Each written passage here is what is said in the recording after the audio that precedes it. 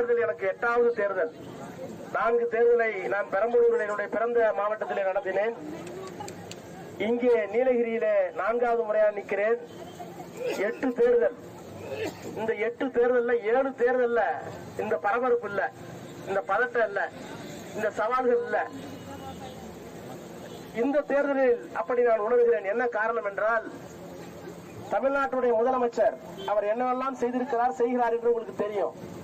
அவர் ஆட்சி பொறுப்பை ஏற்கிற போது கொரோனா உச்சத்தில் இருந்தது. மருந்து இல்ல, மாத்திரை இல்ல, ஆஸ்பத்திரியில் ஆக்சிஜன் இல்ல, படுக்கை இல்ல. ஒரு பக்கம் கொரோனா, அவர் பொறுப்பேற்றுக்கிட்டார். இன்னொரு பக்கம் கோட்டைக்கு போய் திறந்தா எடப்பாடி பழனிசாமி 5 லட்சம் கோடி கடனை வச்சுட்டு போயிருந்தார். அப்புறம் 3 மாசத்துல சென்னை மூழ்கடிக்கப்பட்டது, ஒரு பெரிய வெள்ளம். ஆக கொரோனா, 5 லட்சம் கோடி கடன், சென்னையில பெரிய வெள்ளம். இந்த 3 சவால்களையும் சமாளிப்பு தேர்தல் நேரத்தில் கொடுத்த வாக்குறுதி எல்லாம் நிறைவேற்றினார். என்னென்ன வாக்குறுதி? நான் ஆட்சிக்கு வந்தால் கொரோனா காலத்தில் பொது முடக்கத்தால் பாதிக்கப்பட்டிருக்கின்ற, பொருளாதாரத்தால் நலிவுற்றிருக்கின்ற எல்லா குடும்ப அட்டைதாரர்களுக்கும் 4000 ரூபாய் பணம் தருவேன் சொன்னார். ஆட்சிக்கு வந்தால் கொடுத்த ஒரே முதலமைச்சர் இந்தியாவிலேயே அவர்தான். நான் ஆட்சிக்கு வந்தால் மகளிருக்கு உரிமை தொகை 1000 ரூபாய் தருவேன் சொன்னார். அதை கொடுத்த முதலமைச்சர் இந்தியாவிலே அவர்தான், வேற யாரும் கிடையாது. அதே போல நானெல்லாம் ஒரு விவசாய குடும்பத்தில் 8வது பையனா பிறந்தேன். அரசாங்க பள்ளிக்கூடத்துல தான் படிச்சேன். அரசாங்க பள்ளிக்கூடத்துல போடுற மதியான சாப்பாடு தான் சாப்பிட்டேன். அப்புறம் வக்கீல் ஆன, அப்புறம் எம்பி ஆன, அப்புறம் மந்திரி ஆன. கலைஞர் என்ன மந்திரி ஆக்கினார். ஆனா அந்த மதியான சாப்பாடு எவ்வளவு முக்கியம்? காமராஜர் தான் மதிய உணவு திட்டத்தை கொண்டு வந்தார். அப்புறம் எம்ஜிஆர் அதை சத்துணவு திட்டமா மாற்றி கொஞ்சம் பருப்பையும் காயும் போட்டார். ஆனால் அதை உண்மையாகவே சத்துணவு திட்டமாக மாற்றியவர் 7 நாள் முட்டையை சேர்த்து கொடுத்த கலைஞர். இப்படி மதிய உணவு திட்டம் இருக்கிறது. ஆனால் இப்ப இருக்க முதலமைச்சருக்கு ஒரு செய்தி வருது. காலையில 9 மணிக்கு ஏழை பிள்ளைகள் பிரேயர்ல மயங்கி விழுந்துட்டாங்க. என்னன்னு கேட்டா, அம்மா அப்பா கூலி வேலைக்கு போறாங்க, காலையில சாப்பாடு இல்ல, பழைய சோறு கூட வீட்டுல இல்ல, பள்ளிக்கூடத்துல போடுவாங்க, போன்னு அனுப்பிச்சிட்டாங்க. உடனே பார்த்தார், இந்தியாவில் எந்த முதலமைச்சரும் செய்யல. காலையில் பள்ளிக்கூட மாணவர்களுக்கு சிற்றுண்டியும் காலை உணவும் கொடுத்த ஒரே முதலமைச்சர் நம்முடைய முதலமைச்சர் தான். அரசு பள்ளிக்கூடத்துல படிச்சுட்டு கல்லூரிக்கு போனா பெண் பிள்ளைகளுக்கு மாசம் 1000 ரூபாய் கொடுத்தார். அப்புறம் ஆண்களும் கேட்டாங்க, அதுக்கு 1000 கொடுத்தார்.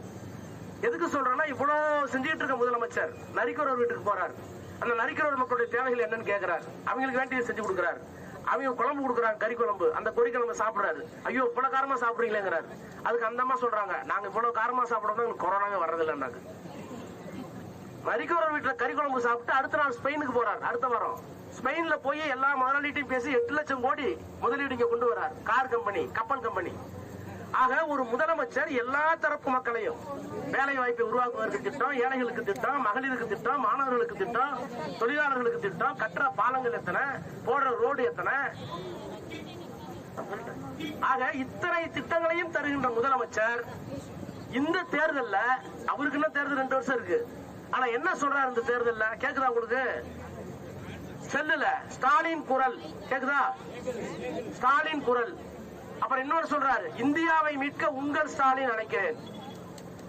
அப்போ தமிழ்நாட்டுடைய முதலமைச்சர், தமிழர்களுக்காக பாடுபட்டு கொண்டிருக்கிற முதலமைச்சர், தமிழர்களுக்கு எல்லாம் செய்கிற முதலமைச்சர். இந்தியாவில் ஒரு மாநிலம் தமிழ்நாடு. அந்த தமிழ்நாட்டுடைய முதலமைச்சர் இந்தியாவை காப்பாற்றுகிறேன் வாருங்கள் என்று சொன்னா என்ன அர்த்தம்? இந்தியா ஆபத்துல இருக்கு. என்ன ஆபத்துல இருக்கு? மோடிங்கிற ஒரு மிகப்பெரிய மோடி மஸ்தாட்ட ஆபத்துல இருக்கு. எவ்வளவு பெரிய ஆபத்து தெரியுமா? இந்தியா சுதந்திரம் அடையும் போது 70-75 வருஷத்துக்கு முன்னாடி வெள்ளக்கார விட்டு நம்ம விட்டு போனப்ப இங்க ஜாதி சண்டை இருந்துச்சு, மத சண்டை இருந்துச்சு. முஸ்லீம்களை இந்துக்கள் கொண்டாங்க, இந்துக்களை முஸ்லீம்கள் கொண்டாங்க. இங்க பலவேறு மதம் இருக்கு, மொழி இருக்கு. நம்ம போடுற வேட்டி, நான் கட்டுற வேட்டியை டெல்லியில கட்டுறாங்களா? நாமெல்லாம் கட்டி கட்டுறாங்களா? நீங்க கட்டிருக்க சேலை எல்லா ஊர்லயும் கட்டுறாங்களா? அப்ப உடை மாறுது, உணவு மாறுது. நம்ம சாப்பிடுற இட்லி அங்கல்ல, நம்ம பேசுற மொழி வேற. பக்கத்துல தெலுங்கு, மலையாளம், ஒரியா, மகாராஷ்டிரா, இந்தி எல்லாம் இருக்கு.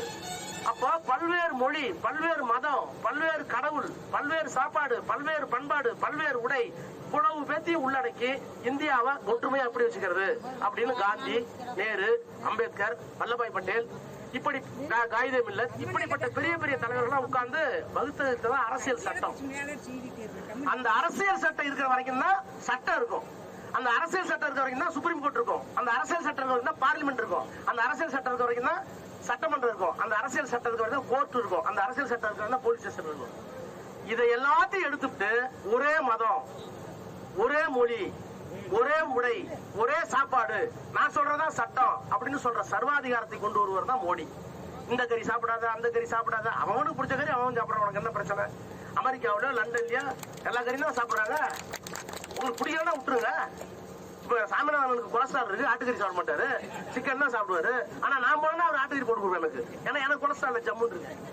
அப்போ என்னென்ன யாராருக்கு பிடிக்குது அவன் சாப்பிட்டுக்க வேண்டியதானே, புரியுதா உங்களுக்கு? ஆனா மோடி வந்து இதை சாப்பிடாத, அதை சாப்பிடாத, இதைத்தான் செய்யணும், ஒரே மதம் தான் இருக்கணும், மத்த மதத்து இருக்க கூடாது, மத்த மதத்துக்காரன் அடி உத.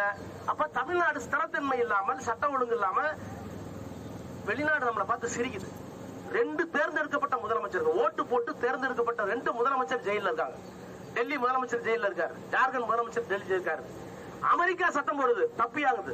ஜெர்மனி சட்டம் போடுது, இந்தியாவில் ஜனநாயகம் இல்லங்குது. அதுக்கு மோடி சொல்றாரு இது இந்து நாடு, ஜெர்மனியும் அமெரிக்காவும் கிறிஸ்தவ நாடு, அதனால போட்டியில சொல்றாங்க. அடுத்த நாள் பார்த்தா ஐநா சபையை சொல்லிடுச்சு. ஐநா சபையை இந்தியாவில் ஜனநாயகம் இருக்கிறதா கேள்விக்குறி. அப்போ நம்ம மானம் எங்க போகுது? இந்தியாவினுடைய மானம் ஐநா சபையில சிரிக்குது, ஐநா சபையில சிரிக்குது. இந்த கேவலத்தை பண்ண மோடி. இன்னொரு பக்கம் ஊழல், எங்க பார்த்தாலும் ஊழல். இப்ப இன்னைக்கு வந்திருக்க இந்து பத்திரிகையில ஆங்கிலம் படிச்ச பெண் பிள்ளைகள் தம்பிகள் இருந்தா தாய்மார்களை கேளுங்க, நம்ம வீட்டுல இங்கிலீஷ் கொஞ்சம் படிச்சிருந்தா போதும். இன்னைக்கு இந்து பத்திரிகையில பிஜேபி மோடி, அதாவது லாபம் சம்பாதிக்கிற கம்பெனி தான் அரசியல் கட்சிக்கு நன்கொடை கொடுக்கலாம். ஒரு கடையில போய் கேட்கறோம், 10 ரூபாய் எங்களுக்கு டொனேஷன் கொடுங்கன்னு கேட்கறோம். நான் வந்து அம்பேத்கர் செலவைக்கிறேன், பெரியார் செலவைக்கிறேன், கூட்டம் போடுறேன் அப்படின்னு ஒரு மளிகை கடையில போய் 50 ரூபாய் கேட்டா 50 ரூபாய் கல்லாவோட இருந்தா தானே கொடுப்பாங்க, கல்லாவோட இருந்தாலும் கொடுப்பாங்க. நியாயம். திருடி கொண்டு கொடுத்தா தப்பு இல்ல.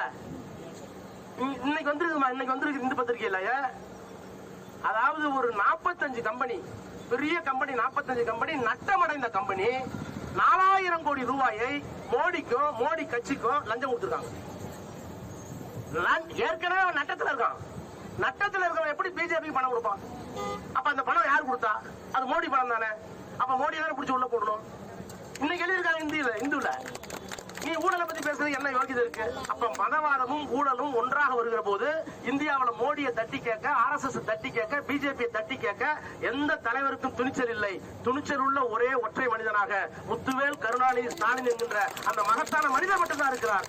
அவரால் உங்களிடத்திலே ஒப்படைக்கப்பட்டிருக்கிற எனக்கு உதயசூரியன் சின்னத்திலே வாக்களித்து என்னை நாடாளுமன்றத்திற்கு அனுப்பி வையுங்கள் என்று முதல் பட்டன் ஒன்னும் கஷ்டப்பட வேண்டியதில்லை. நேரா போனோன்னு முதல் பட்டன் நம்பர் 1 என்னை அனுப்பி வைத்து நாடாளுமன்றத்திற்கு அனுப்பி வைங்கள் பொற்பாதங்கள் தொட்டு வணங்கி கேட்டு விடைபெறுகிறோம். நன்றி, வணக்கம்.